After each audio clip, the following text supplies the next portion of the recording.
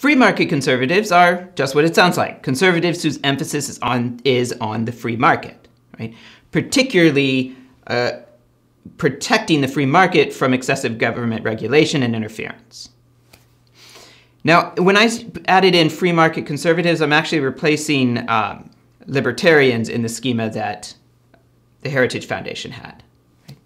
In some ways, free market conservatism is kind of an odd element in the mixture for the following reason. In Europe, right, I don't know that people who are strong proponents of the free market would call themselves conservatives. Why? Well, because the countries in Europe had an old regime. Okay, so modern democracy is in contrast to what they had before, whereas we never had that in America. Right? We were started as colonies, right? Well, I should say, we killed off the people, most of the people who were here and started colonies, right? And those grew into a new country, which was a democracy with more or less a free market from the beginning, okay? So, in a sense, free market conservatives in America are conservatives by default, right?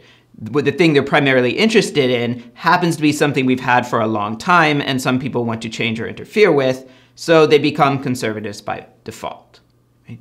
But you might think that conservation is somewhat less of a concern for them than it would be for some of the other kinds of conservatives.